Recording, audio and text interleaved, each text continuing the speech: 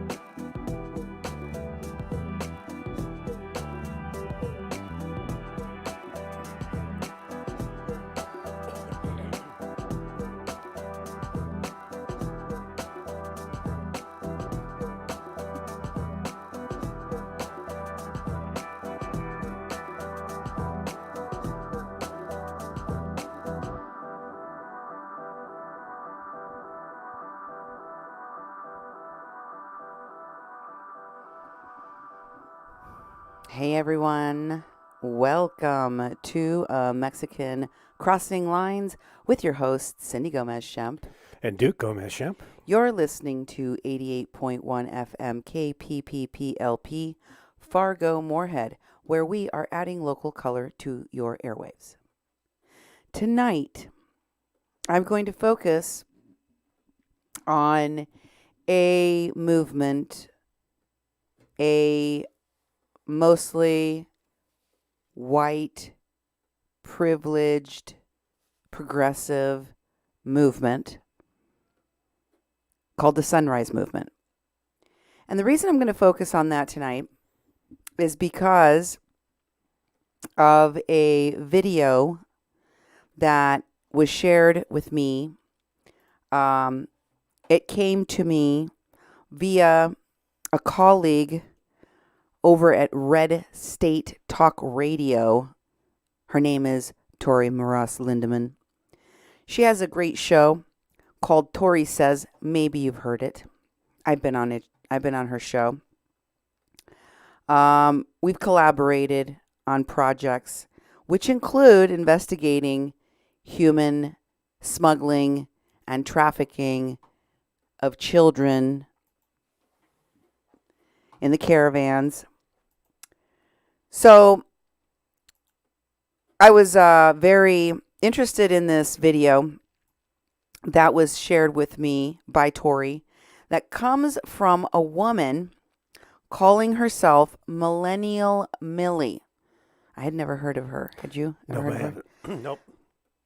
Well, Millennial Millie put out a video on how the Minneapolis, of a 2-year investigation on how the Minneapolis riots were organized, by whom. And I was not surprised to see who was involved. I have been telling folks that there are elements that are hijacking the very real issues involved in police brutality, not just in the state of Minnesota, but all over our country. I also have been talking about how these same groups associated with these groups working together, have hijacked the real issues of indigenous people, of Latino people, of migrants, of refugees, of immigrants, of Black lives. They have hijacked the crises, the moments of reflection, the fight for resources. In fact, the fight for our very lives as people of color in this country have been hijacked And it's not like you hear crabs in the bucket where we're frequently, as people of color, committing lateral violence against each other in our organizations because we're fighting over the crumbs. No, it's not like that. It is these groups, these progressive organizations, NGOs, that are peopled by a mostly white and a mostly wealthy, aristocratic crowd of white saviors. People that believe they know better than black people. They know better than indigenous people what we need, how we need to fix our problems. And they superimpose their agendas. Their wealth allows them to hijack the message. Their media allies allow them to propagate it. Their close ties and connections to the leadership of a number of organizations that have power and wealth, that have black and brown faces at the forefront so that they can look legit while they're stealing, while they're hijacking, while they are taking and superimposing their own agenda on top of whatever the current problem is, whether it's resources or clean water for indigenous people, missing and murdered indigenous women, whether it's migrant caravans and the smuggling of people and children, asylum seeking, detention facilities, abuses by ICE, abuses of the immigration laws, whether it is racism that is endemic in policing, the increase in the militarization of the police, and the brutality that we have seen played out for decades against people of color and specifically black people. It should not be these elite-driven organizations that are backed and funded by white savior NGOs and rich people that should be leading the conversation. No, it should be the people most affected by the issue. But once and again, we see it is not. This is what I seek to expose here on A Mexican Crossing Lines. As an organizer, as a trained organizer, as a paralegal, and as a media personality with a platform that wants to give voice to the voiceless in media. It is deeply insulting to me to see people like those that came here to Standing Rock and falsely accused an innocent Oglala Lakota woman and put her mother in an early grave, that I learned what these white saviors with all their money and their power are capable of doing and hiding, while patting themselves on the back as heroes and protectors of the movement, as protectors of the sacred and those who are black, speaking on behalf as allies on behalf of people of color, in many cases taking their very positions, transforming from white people oblivious to their own culture and their own history, and transforming themselves into Indians so that they could then take up the mantle and speak on their behalf. That's why I'm going to expose to you what the insidiousness of the Sunrise Movement is on today's show. But first, I want to thank Tori for bringing this information out in the public to the attention of everyone, so that you can learn and understand what's going on behind the scenes. Because you should know, especially if you are a progressive voice, especially if you really want to advocate for a transformation within our law enforcement, accountability, transparency. If you want to fight for Black lives and brown lives and for justice in general, you do not want these people, these carpetbaggers, masquerading as social justice warriors, taking up the mantle for us, speaking for us. I certainly don't. First, I want to thank all of those of you who have shared information with me, who follow and support our programming. A shout out to Tori. Also, I want to share with everyone that tomorrow I will be taking part in a roundtable, a race relations roundtable that will be airing on POV Now. If you are outside of the Fargo-Moorhead metro area and you want to tune in and watch or listen, you can go to POV Now on Facebook, and it will be streaming live at 7:15 p.m. Tomorrow night, of course, obviously, I will be bumping my show so that I can take place in this important conversation on race relations, especially here in the Red River Valley. But I want to urge everyone to continue to support independent media through your tax-deductible donation. Definitely, and thank you. We've had a few donations in the past week, and I'd like to thank both of you, and I'm not going to name your names because you haven't given me permission, so I won't, but you know who you are, and thank you very much. You can get a hold of us several different ways. You can do a call-in line and leave a message at 701-566-0917. Again, that number is 701-566-0917. You can also email us. You can email Cindy at kpppfm.com or me, Duke, at kpppfm.com. You can go to our Facebook site, 88.1 Fargo Moorhead and Mexi-Can and the People's Press Project, and we're streaming on Facebook right now, Facebook Live, and we're streaming on our YouTube channel, which is Duke 1517. If you'd like to make a contribution to our organization, if you're on YouTube, you can. It's a super chat, so you can just go right down to that little $sign. You can make a contribution there. If you're watching us on Facebook or listening to us on the radio in the Fargo-Moorhead area, you can go to kpppfm.com/donate and make a tax-deductible donation to our organization so we can continue bringing you the programming that we're bringing to you today. We've been kind of on and off these days because we're still in a pandemic. It might not seem so for many people, but we still are. We were reporting on numbers, but when these marches and riots started taking hold in our community, we felt a need to report on that, and that's still drastically affecting all of us.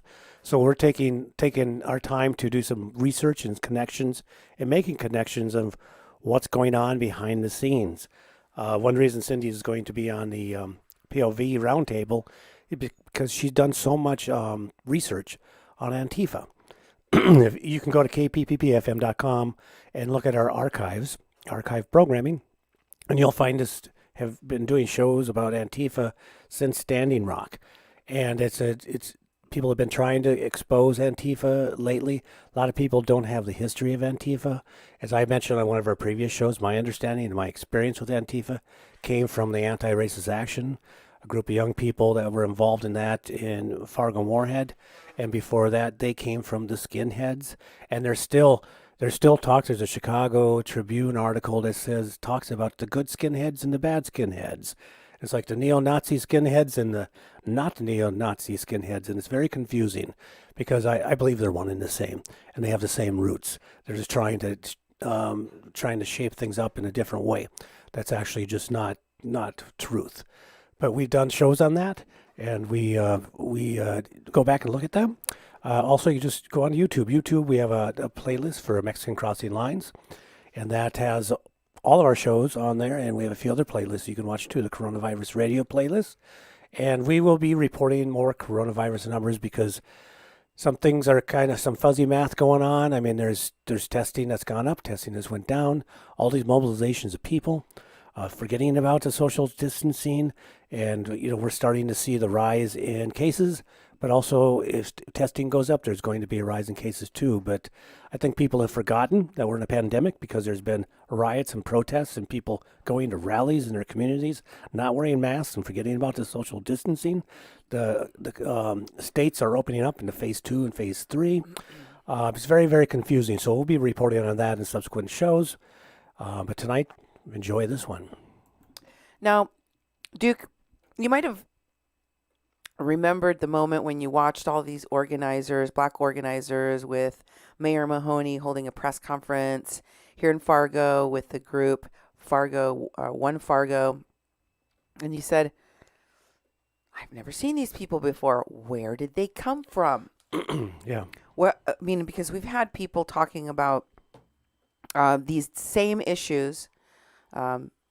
We being one of those people, we being organizers in this community, they've been talking about that for a very long time. And all of these people that we saw looked to be brand new.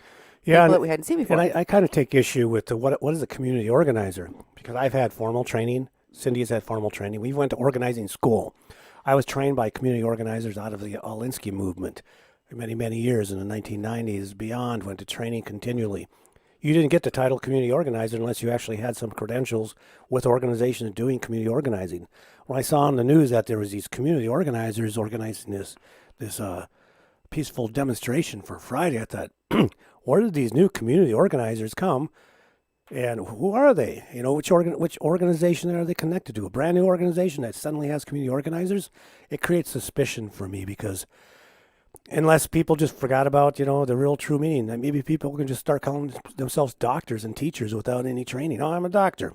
I stayed in a Holiday Inn Express last night. I'm a doctor. Well, we did see that at Standing Rock. People just suddenly gave themselves the moniker of street medic or security without any background in those areas. So it's very common nowadays.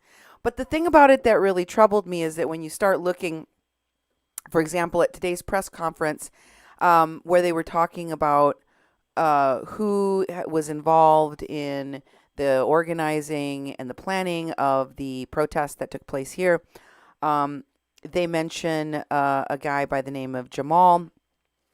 They mention a guy by the name of Wes, and both of these people are previously from out of state. One of them from San Diego, the other one from Florida. They don't have a long-standing history. They don't understand the kinds of conflicts that people of color have had with police in this community, with whom specifically, and how that has evolved. They don't understand our local issues. I'm sorry to say, it's true. They don't. And the fact that we're not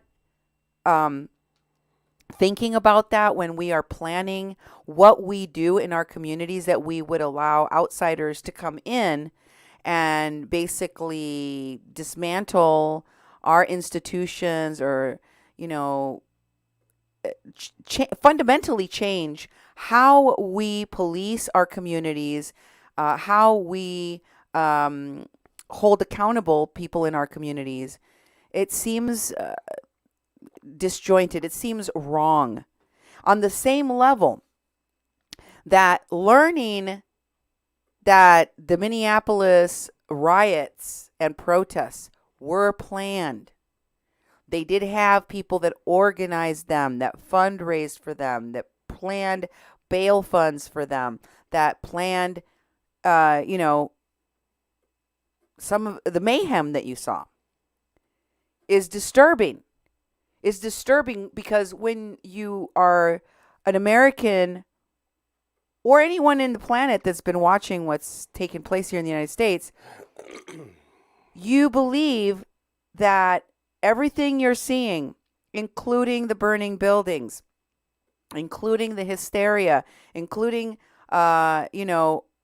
these die-ins, these works of art, these moments, these flash moments of crisis, that they all happen organically, that none of it was planned, that people just showed up in one location and started marching this way, and that's how it happened, that there was no planners, no organizers, no funders, that this was a moment in history and time that had to happen because of the outpouring of anger over the death of George Floyd and nothing more. But we know now that that's not the case. And I don't know why it is such an unpopular thing to say that. It seems to me that whenever I bring it up, whether I'm talking to progressives or conservatives, they all collectively cringe. Maybe it's because their fragile egos will not allow them to accept that maybe the people that they are backing in their progressive circles are radicals they don't really hardly know. That just because they're people of color that were recommended to them but by other white people, other affluent people, other people in power that they do know and they do trust, that they've now invested in, whether it's your local Black Lives Matter chapter or your local DSA, that maybe they've been investing in the wrong people. Maybe they've been investing in the wrong leadership. And for a lot of Americans, it is just too scary to question any civil rights movement of people of color lifting up their voices against injustice. Because no matter how you slice it, you're going to sound a little bit racist. No matter what you say, no matter how you criticize it, what way you try to come at it, people are going to call you a racist. They're going to call you divisive. They're going to say, of course, here you come, telling black people how to protest, telling brown people how to protest, telling people how to ask for justice or when to ask for justice. I'm not doing any of those things. I am here to ask a lot of questions, and I also am here to give you a history lesson, to teach you about the background of these movements and people. And I think you need to know about the history of the Sunrise Movement. Now, for those of you who are not familiar with the Sunrise Movement is a group of people that were originally involved with Occupy Wall Street and 350.org, as well as the Sierra Club. All of these I've talked about extensively on my program before. They became nationally known when they got into a partnership with Alexandria Ocasio-Cortez. And they had their first sit-in in Nancy Pelosi's office. It was shocking because here, a very new member of Congress, AOC, went and protested along with the Sunrise Movement in Speaker Pelosi's office. You remember that, Duke? Oh, yeah. It was pretty shocking. I'm like, Democrats attacking Democrats. Yep. What will they think of next? But the reason that, Sunrise Movement has been very powerful is that it is touted as being a movement of young people, students, junior high, high school, college, young people who are doing this demanding to be heard for political power and for a place for representation. So they have endorsed candidates such as Deb Haaland, AOC, Rashida Tlaib, Ilhan Omar. They are huge proponents of the Green New Deal, as you know, and they are heavily tied to Justice Democrats who also incidentally funded the campaigns of the Squad, which I've talked about has connections to the Young Turks. Okay? So, having talked about all of their background, I want to steer you to this article that has a video in it, which I am going to be sharing clips from Millennial Millie. This can be found on millennialmillie.com. And in it, she talks about how they have people, sources that were part of this investigation, which were embedded with these different groups in these left radical organizations. And they intercepted manuals, plans, internal communications. They even have recordings of private Zoom chats from these groups. that they turned over. And in this 22 or so minute video, they cover everything that they were able to dig up in this investigation, which is summarized into sharing with you that in the background of all of these protests for Black Lives Matter is really a climate justice movement, just like the climate justice people were behind Standing Rock, just like the climate justice people were behind the Abolish ICE movement and the caravans, and just like the climate justice people are behind the Floyd riots in America. So I invite you to go and watch this undercover investigation on millennialmillie.com. I will share with you an excerpt from this video in which they talk about what the true agenda behind these riots is. And for those of you who haven't figured it out yet, it really doesn't have anything to do with transforming police departments, making police departments more transparent, less militarized, more accountable, punishing cops, making sure that they have liability, all sorts of things that people are claiming to be working on. The real agenda is abolishing police, defunding police, which you've seen people do, like Eric Garcetti has already vowed to do, like Minneapolis has already voted to do. Who's next? Fargo, are you ready to get rid of your police department? How about Moorhead? No more cops. No more funding for cops. And what are we going to put in its place? Here's that clip. Take a listen. Form of resistance.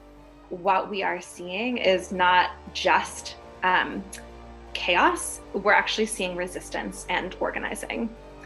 And what we know is that uprisings, including actions like burning buildings, are legitimate and powerful forms of resistance, and are resisting brutal and violent and dehumanizing systems like white supremacy. And that property is something that can be recovered. So behind this alleged climate change movement is the goal of abolishing law enforcement and no longer having police. These are organizations. Wow, that's something. What do you think, Duke? Well, it's like it's that you justify burning things to the ground. You know, you can burn buildings; they're justified. Property can be recovered. It's like that sort of mentality is very, very dangerous. It goes against the principles I was ever trained on as a community organizer, and also as a person who participates in society to go out and destroy society. It's very scary. No. I want for people to understand that there is great damage done by white savior organization, affluent, rich kid organizations like the Sunrise Movement, being really the driving motor behind the Floyd riots, Black Lives Matter, Standing Rock, and so many other things. Because ultimately, they hijack the real issues for their own agenda. They change and transpose what people of color are really seeking, which I think that most communities could come to some agreements on. I think what ends up happening when you hand the driver's seat over to white savior, rich progressives with their own agendas focused on climate change and, new age BS, is that the real issues that are endemic in communities of color never get solved. And the only way that those hoity-toity white organizations are actually willing to help communities of color strive for their own freedom, their own justice, is if they radicalize, if they agree to be part of that agenda, or let them be part of the people of color agenda. This is very harmful. Ultimately, it ensures that most of the time, the real needs of people of color are ignored, or they are set aside because these organizations, these radical organizations, what they want, what they are asking for, doesn't actually help people of color communities. It helps their agenda, usually a political one. In the case of the Sunrise Movement, there is also an energy policy agenda at play here. There's politics and power behind all of this. It really doesn't have anything to do with getting justice for people of color in police departments across America. Let me show you the Influence Watch on Sunrise Movement. If you go to Influence Watch, you can get a better idea of what this organization is really about and who backs them, funds them, etc. The Sunrise Movement, which is often referred to as Sunrise, is a left-of-center 501c4 with environmental advocacy organization founded in 2017. So it is still wet behind the ears like most of its members.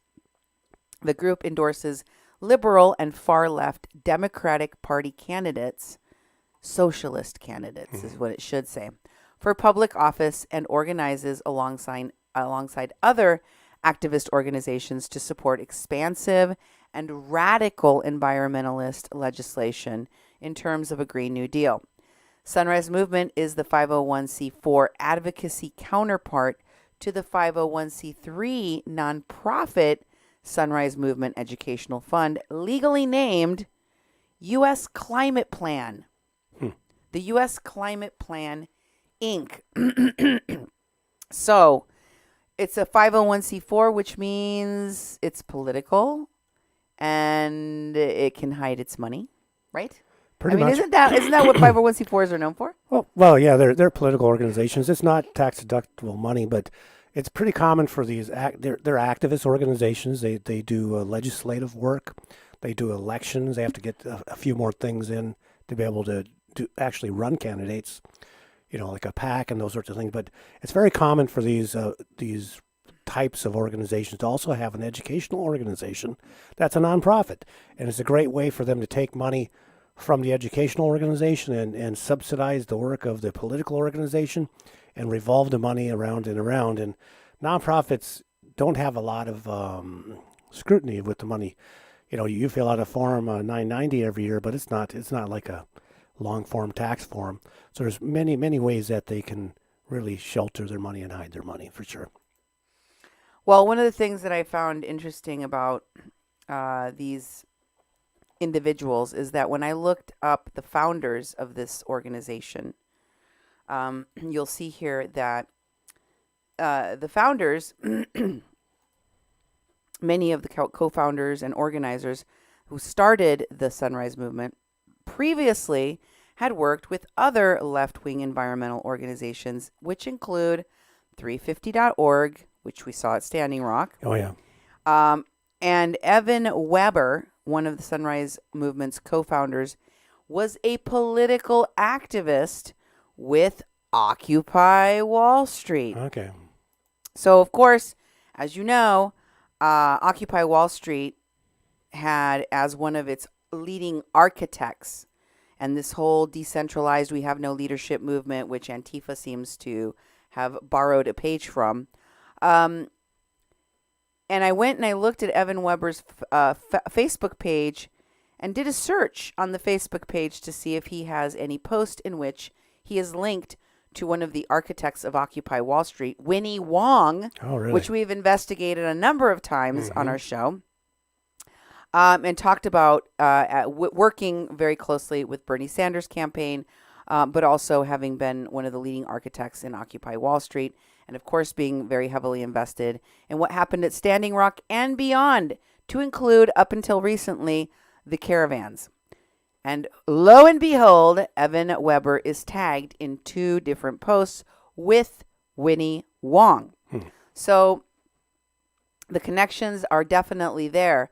Another group that's mentioned here is the Sierra Club, which several of the co-founders of this organization received a grant from. The Sierra Club allowed the group to use its Washington, D.C. office space in order to draft their plan for their nonprofit work. So according to the job posting by the Sunrise Group, as of February of 2019, it has no publicly available filings with the IRS. And the job posting also lists the address for Sunrise as the office for the Sierra Club in Washington, D.C. Okay.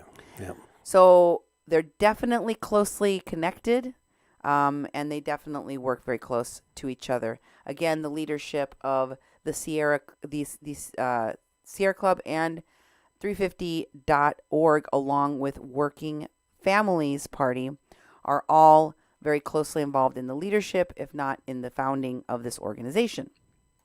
Now, all of that is important for you to know because it all connects back to the people that are really pulling the strings behind what you're seeing happening on the streets. If you look at this video that Millennial Millie put out about who is working and organizing the riots that you see in Minneapolis and across our country, they showed some of the leadership in funding. Let's look at the hairline graph. That's right. So let me, I have a hairline graph that was made by one of our Standing Rock witnesses to the Kathleen Bennett case, Ren Brown. She provided this very fine graph. And I know that it's very hard to see all of the connections, but it's important for you to take a look, especially to the middle pillar of people in the Justice Delegation. The Justice Delegation, as you can see, has a number of people: Vince Warren, Catherine Frank. As you go down that list, you will see Tara Houska and Chase Iron Eyes of Standing Rock, right? Mm-hmm. You will also see Tamika Mallory there at the bottom, and Mysone Leinen. And it's important for you to remember who Mysone Leinen is, because Mallory and Mysone Leinen are both connected, as you can see to the right of their names, to the Nation of Islam. But Tamika Mallory, as I have told you before, is also connected to the Women's March and Linda Sarsour. And if you go to the Women's March there on the right, you will see that under the Women's March you have a group of people that are called the Dream Defenders. And the people that are in this Justice League, or whatever it was called, have people that are also connected to these groups, which includes the Nation of Islam, the Gathering for Justice, Justice League in New York, the Black Lives Matters group, Black Lives Movement for Black Lives Matter, which came out of the Black Lives Matter group, the Dream Defenders, and the Women's March. And is there groups above the Women's March? And of course, Standing Rock, the Center for Palestinian Studies in Columbia University, Jewish Voices for Peace, and the Boycott, Divest, and Sanctions movement. And many of the people that are in the Justice Delegation are either executive directors, board members, staff attorneys, presidents, CEOs, national campaign directors of these other organizations all the way on the left, which include legal organizations, many legal organizations: the Center for Constitutional Rights, Palestine Legal, Latino Justice, National Lawyers Guild, American Civil Liberties Union, the Thurgood Marshall Civil Rights Center, the Political Research Associates, the Highlander Center, Honor the Earth, the Lakota Law Project, and Firelight Media. Firelight Media. I know there's a lot in there that you may not be familiar with, but I wanted to show you this hairline graph to give you an idea of the connections and how these connections keep popping up. It's very difficult to explain to you how these groups are working together and how they have been building power to do this work together since Standing Rock, because it's a lot. It's a lot to take in. It sounds conspiratorial, but I'm going to show you how it actually works. Thank you, Mrs. Red Badger, for your donation to our nonprofit work, to keeping our investigative journalism on the air, because it is desperately needed in these times of confusion. In this video I'm about to share with you, I want you to listen to a private Zoom conversation of the Sunrise Movement, where they're going to drop the names of the frontliners. The frontliners are the people that are boots on the ground. These are the actual disruptors. These are the people that are going to get arrested. These are the people that are going to be throwing the bricks. These are the people that are going to be doing the things.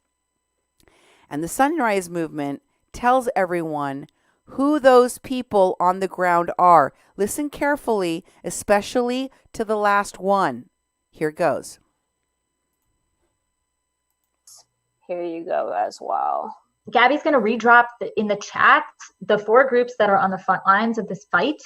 Black Visions, Reclaim the Block, Louisville Community Bail Fund, and Dream Defenders. Wow, they were already in the works to get funds to rioters to help them mobilize and bail them out of jail. Keith Ellis. So, what was the last one that you heard? Dream Defenders. Did you hear it? Mm-hmm. And Dream Defenders. We've done an entire show about Dream Defenders in the past. Folks, I highly recommend that you take the time to go back to my shows from 2, 3, and even 4 years ago now, where I've covered a lot of the groundwork on the organizing around abolishing the police, on demilitarizing the police. A lot of this stuff goes way, way back. And the Dream Defenders show goes all the way back to 2016 or 2017, right after Standing Rock, because this was on the heels of protests for other battles. Remember the Ferguson riots? Do you remember that, Duke? Of course I do. What happened in the Ferguson riots? There was an officer named Darren Wilson. Mm-hmm. He shot and killed a young man by the name of Michael Brown. In fact, that hands up, don't shoot started after the Ferguson riots, after the Ferguson protests, whatever you want to call them. And a group of people that were doing media work in the Ferguson protests ended up at Standing Rock. A group of the organizers from Black Lives Matter and the people who call themselves Muslims for Ferguson also showed up to defend the rights of black people. It also got mixed up with boycott, divest, and sanction. Here is a post from 2015 of Muslims for Ferguson promoting an article titled "The Growing Ties Between Black Lives Matter and Palestine." Founded after black teen Trayvon Martin in 2012 died, the Dream Defenders are focused on challenging racism in America. Okay, so those are the Dream Defenders, and this is what they do. Here they are, and is an endorsement by the Black and Brown-led Dream Defender group of boycott. Let's go back to that. Okay. Boycott, divest, and sanction movement. And the trip that this group of people made to Palestine in a sign of the growing ties between racial justice movements and Palestinian rights activists. The groups are building on a rich history of collaboration between Black, Latino, and Palestinian activists. Do you remember when these folks all went to Palestine, Duke? Oh, yeah. And then in the next slide I have for you the Dream Defenders. This is from their own Twitter account, posted that they were doing a recap of their trip to Palestine with tweet pictures and videos. And they have a link to a Medium article. And here's one of the founding members, which of course includes Linda Sarsour. Remember, Linda and Tamika are out in Minneapolis during the riots. Yeah. They go out there immediately to kick things off. Linda Sarsour, according to the Dream Defenders website, says she's a working woman, racial justice and civil rights activist, every Islamophobe's worst nightmare, and mother of 3, ambitious, outspoken, and independent. This is her baby. She helped start Dream Defenders. And of course, the biggest push was the BDS movement. This is the Los Angeles BDS posting about the Dream Defenders recapping their trip. And of course, they're also supported by Jewish Voices for Peace. Now, you would think that was really strange because not only do Nation of Islam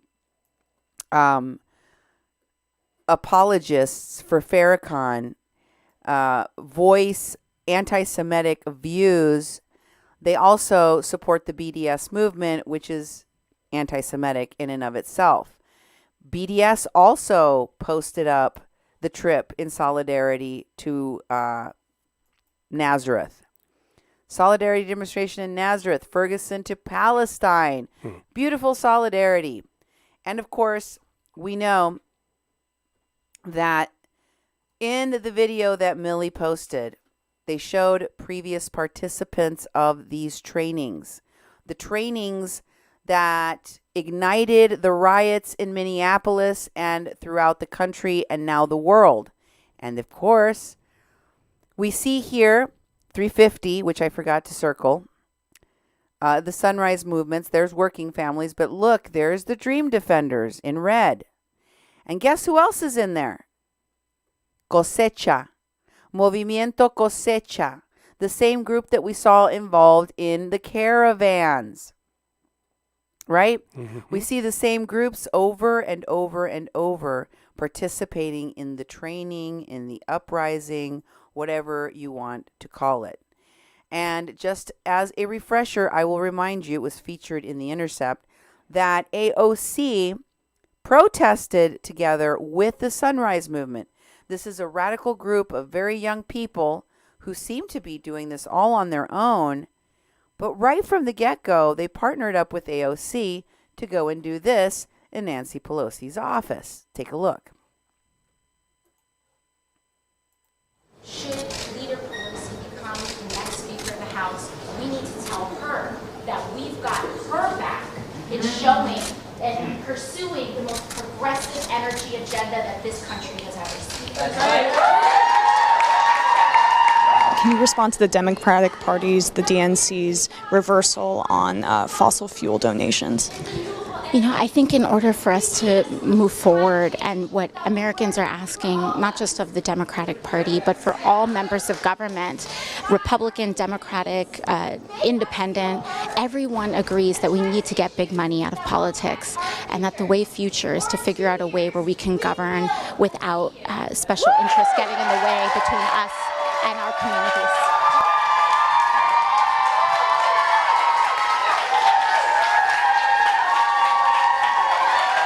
Being a part of the Progressive Caucus. There's Emma Vigeland of the Young Turks, also of Rebel HQ, both of which we know come from the Young Turks, Cenk Uyghur's organization, which was prominent out at Standing Rock, which also started the Justice Democrats that funded the campaigns of AOC and Rashida Tlaib and Ilhan Omar. And you see it, don't you? Oh, yeah. The same people that promote this stuff in the media are the people that help fund the campaigns of the political actors that are doing the policy changes, that are doing the protesting. We also know that part of this justice delegation that I told you is in that middle column in the graph I just presented to you. Can you go back to the graph for just a moment? Because I want to remind folks where my sewn linen is on the hairline graph. My sewn linen is at the very bottom. There he is. If you look at the list of the people in this justice delegation, my sewn linen is one of them, and he's all the way at the bottom. And of course, he's connected to the Nation of Islam. He's connected to Tamika Mallory, right? Mm-hmm. And of course, it shows you how all of these groups are, have people on their board that are working in these other legal organizations, and they have tentacles that reach over to all of these boots on the ground organizations like the Gathering for Justice and Black Lives Matter and the Women's March. And My Sewn Linen was part of the delegation. Here is a tweet or a post that he made with the justice delegation. And this is his post. He was live on a video with the group of people that went to Jerusalem. And I've shown you that in the past. The people that went to Jerusalem included Chase Iron Eyes of Standing Rock and Tara Houska, both of whom are part of that middle column, and a woman by the name of Catherine Frank, along with her partner. If you could show the justice delegation there from New York City with Catherine Frank on the screen, it will show you the people that are part of this justice delegation that went to Palestine, which included Ashley Woodward Henderson, Chase Iron Eyes, Dahlia Seamus, Jamil Dequar, Justine Hansford, Catherine Franke, Linda Sarsour, Marcia Smith, Vince Warren, My Sewn, which is My Sewn Linen, Natasha Brennan, Rahul, and Tamika Mallory. And as you know, Vince Warren and Miss Catherine Frank both got arrested, both got deported, and were both banned from entering Israel forever. Why? Because of their support of the boycott, divest, and sanction movement for its Semitic, content, and for its ties to supporting terrorist organizations like Hamas. And the other person My Sewn is connected to is Yonazda Lone Wolf Hill, the granddaughter of Louis Farrakhan of the Nation of Islam. Here she is with them at the time, around the time of the Jussie Smollett hoax, where they were promoting the Jussie Smollett hoax. Yonazda was one of them, one of the many people promoting that hoax after Standing Rock. She was also present at Standing Rock. So, after their, the connection to Yonazda was exposed at Standing Rock, we saw her working alongside of people like the Sunrise Movement. And remember that behind all of their climate change, climate justice, is an opposition to white supremacy.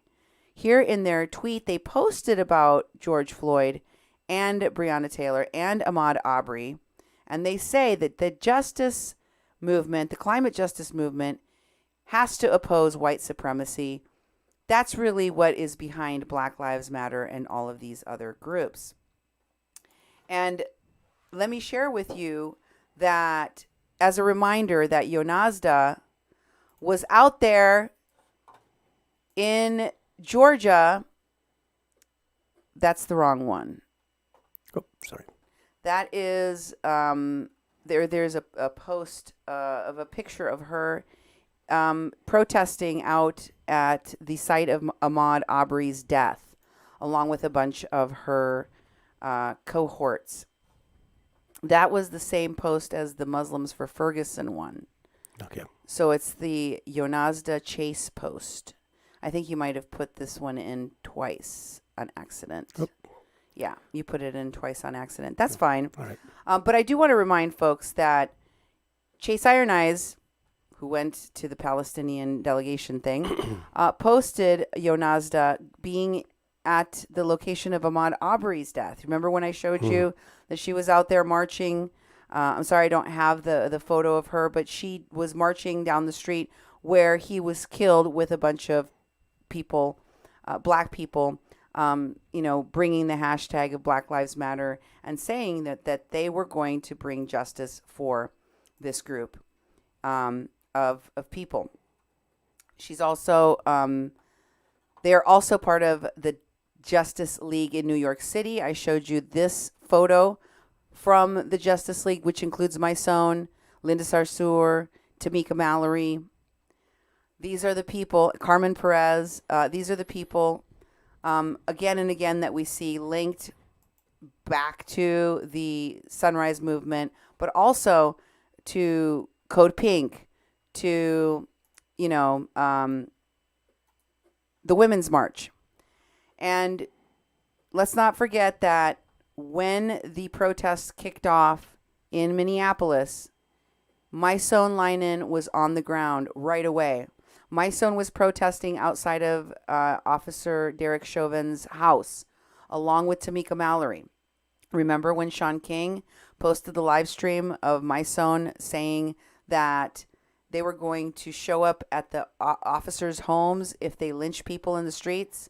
And remember that in this video, Mysone Linen has somebody walk up to him and say, Tamika said there's 70 to 80 police officers coming down the street. Mm-hmm. I remember that. That was Tamika Mallory, because they were there, as was Linda Sarsour, as were all of these people. They were in Minneapolis. They're not from Minneapolis, but they were there to make sure and handle things. Now, in the clip that you are about to see, there is a young woman that is titled Abby at the top of the page that you see speaking from the Sunrise Movement. Abby, whose last name is Leedy, Leedy, was recently featured in the new Queer Eye for the Straight Guy series, the new series that just came out on June 6th. On June 5th, excuse me. On June 5th, the new series of Queer Eye for the Straight Guy released their new series, which featured Abby Leedy of the Sunrise Movement. So if you just saw the season, if you just binge watched the Queer Eye for the Straight Guy new season, you probably remember this young lady. Take a listen. What that means is your escalation should be deeply grounded in your movement's DNA. It should be deeply grounded in your strategy, not just a knee-jerk sort of bottlenecked reaction. Instead of studying in a classroom, we're building an army of young people across the country starting right now. So we'll be thousands strong by the time the election arrives. They are calling on children to help escalate the mayhem.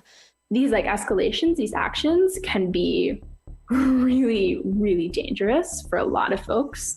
There's a lot of, especially I think with escalated actions, often police are involved, or there's there could be nasty onlookers, or you're doing an action in DC and there's a bunch of really evil MAGA teens over in the corner. Notice they want privileged white suburban children to be on the front lines of the risk actions. A really important thing to think about as Sunrise, which is right now a predominantly white and predominantly middle, upper middle, managerial class movement. Every one of us has a lot of work to do to end these systems, and the more privilege we have in relationship to Blackness, the more responsibility we have to fight to end these systems. It should be noted that Aaron Berger, the international advisor for the Sunrise Movement, is the CEO for Asymmetric Solutions, a military contracting company that specializes in military training, cybersecurity, and global strategies. With Aaron Berger advising the Sunrise Movement, they're getting onto a school bus. What's going on? Get girl! I will kill everybody here! He is in a position to both advise law enforcement, and protest escalation training for the Sunrise Movement. There's officers arresting people and pulling them out of a vehicle. Reminds me of Standing Rock. Oh, yeah. Asymmetric warfare, asymmetric solutions. Let me break down the video clip I just showed you into two parts. First of all, I want to thank the candidness of those Zoom videos, Zoom meetings, in which Abby openly acknowledges that it is a white, middle to upper class, managerial level movement. That is what it is. Abby Leedy told you that herself. She's part of the Sunrise Movement. And the woman that spoke after her said that with much privilege, which they all have, you have more responsibility. But see, while these white privileged organization leaders break their arms off, patting themselves on the back for being the saviors of black people, what they're really doing is inciting people to violence, inciting clashes with those scary MAGA people, inciting people to attack the police and to get themselves arrested. And yes, even children. But they're also encouraging people of color to get in trouble too. You don't have a bunch of white allies going up there, putting their lives on the line, putting themselves at risk without a bunch of black and brown kids wanting to emulate that. Where's the responsibility that the Sunrise Movement and all of these upper class, managerial level white organizations that are really funding and leading and pressuring and hijacking the message of organizational groups that are for people of color, for justice for people of color? Where's their responsibility to those people of color who end up maimed, who end up killed, who end up arrested, who end up dying like Kathleen Bennett's mother did, who end up facing 20 years in prison like Kathleen Bennett did? What happens to all of those people? They get left by the wayside. That's what happens to them. Now let's talk about the second half of that video, Aaron Berger. Now, Aaron Berger, as you saw, owns a company that does, what did you make of what he does? What does that company do? It's a mercenary company? Yeah, it's kind of like a, like Blackwater? Like Blackwater or Tiger Swan. Tiger Swan? Yep. Military contractor. A military contractor that advises the police and also has a role in advising the activists. Yep. And guess who he's with?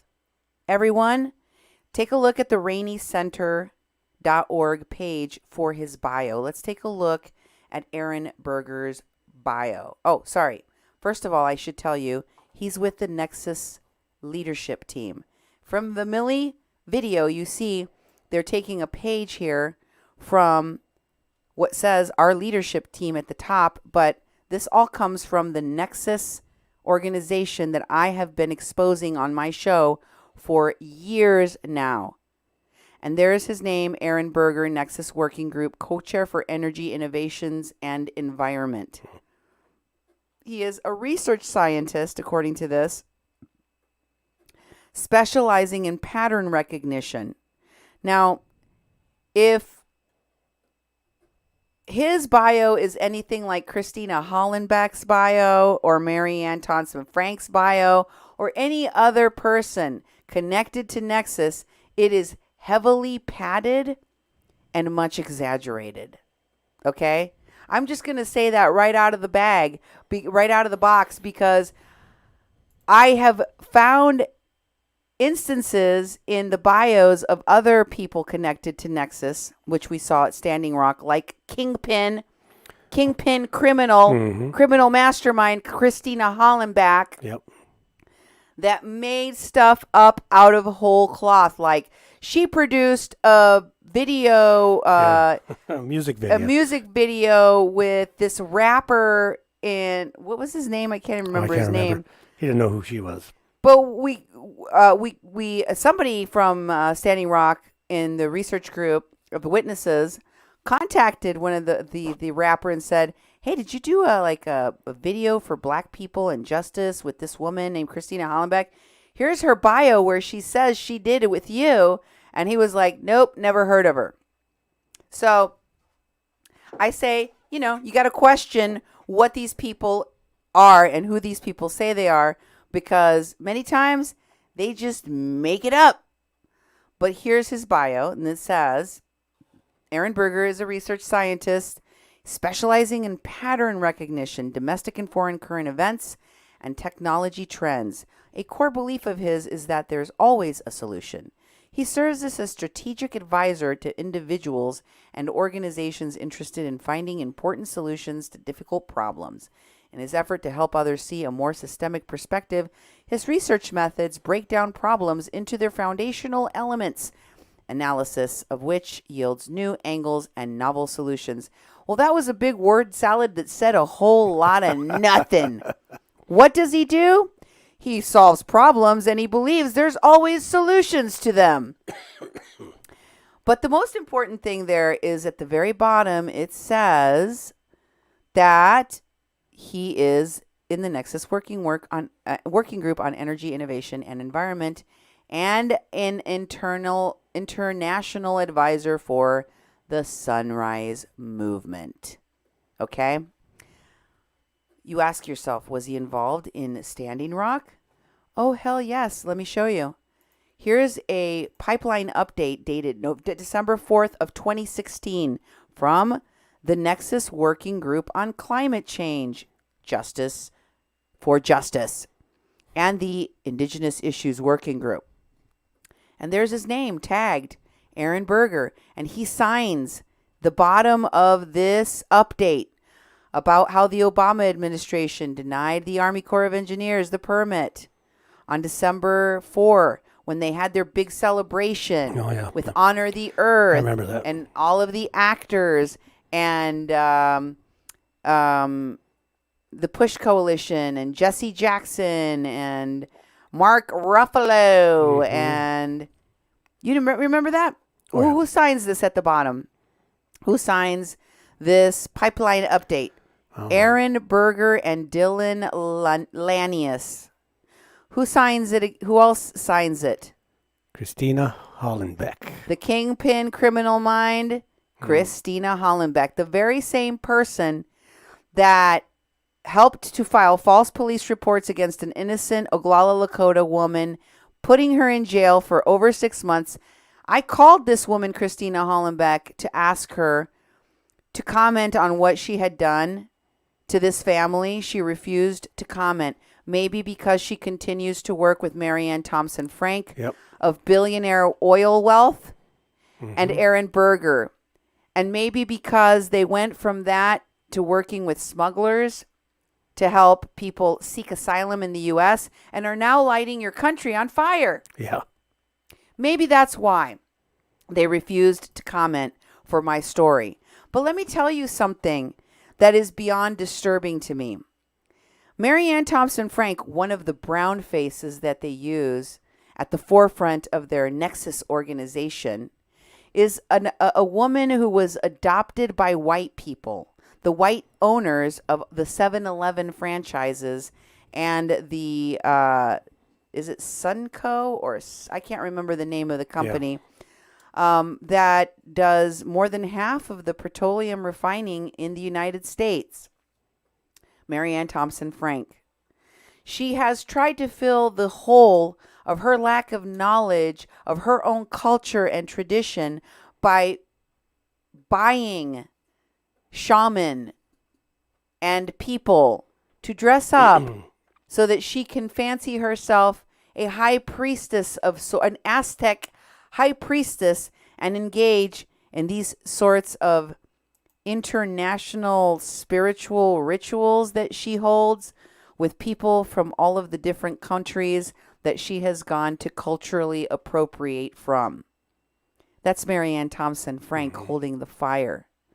She talks here very fondly about the intellectual ceremony between the Tolteca of the Teotihuacan and the Igbo of Nigeria. And she posted this, by the way, as a memory that made her feel happier, I should say, when contrasted with the kids being put into cages here in the United States. That was her happy memory that she went to. She is also, and I will be reminding folks of how this comes into play, closely connected to the founder of Public, spelled Pvblic, Sergio Fernandez de Cordova. Here they are in a YouTube panel together. For those of you who don't know who Public is, Pvblic, I did an entire show connecting Public with the Nexus group and who they're all connected to, which I will be bringing you in an upcoming show. For those of you who've just joined us, you've been listening to a Mexican Crossing Lines on 88.1 FM KPPPLP Fargo, KPPPLP Fargo Moorhead, where we are adding local color to your airwaves. I want for folks to know that in my upcoming show, I'm going to give you a little more detail on the connections with Public. See, the thing about these puppets that are pulling the strings and funding the looting, the rioting, the criminal activity of these groups is that they are connected to wealth and power that washes the hands of those people that they are connected to. They stay in the background while they put people like young, white, privileged Abby Leedy, like young, affluent, middle-class people that are in college, in high school, in middle school, like the many that we saw come and get themselves arrested at Standing Rock, like the many that we see within the Sunrise Movement. But in truth, the people that are pulling the strings, the people that are connected to these rich and wealthy, powerful organizations like Nexus and Public, they have friends in high places. Friends like those of Marianne Thompson Franks and Sergio Fernandez de Cordova. Here's his bio. Here's his about from his own page. And there you see he is the chairman of Public and also P3 Smart City. He studied at Rutgers University, lives in New York, and he's friends with Mr. Branson, the billionaire. Okay. Branson? Mm-hmm. Yeah. Wow. He's also close to Biden, Joe Biden, the guy running for president right now, and his wife, and Obama, and the Clintons. But I'll share more of that with you in the future on my upcoming shows here on A Mexican Crossing Lines with your host, Cindy Gomez-Schempp. And Duke Gomez-Schempp. Thank you for being with us tonight here on 88.1 FM, KPPPLP Fargo Moorhead, where we are adding local color to your airwaves. We hope that these eye-opening educational shows give you insight into what's going on in your community, what is the agenda that is being set for your hometown, who is setting that agenda, and how you can fight against the ignorance in your own community, in your own country, to set the record straight and fight for what's really important. We want to fight for the rights of people of color. We want to fight for transparency in police departments. We want to end police brutality. And we definitely want to make sure that people of color issues are at the forefront and that the people that are leading them are legitimate members of the communities, the local communities that they seek to represent. So thank you for sharing our programming.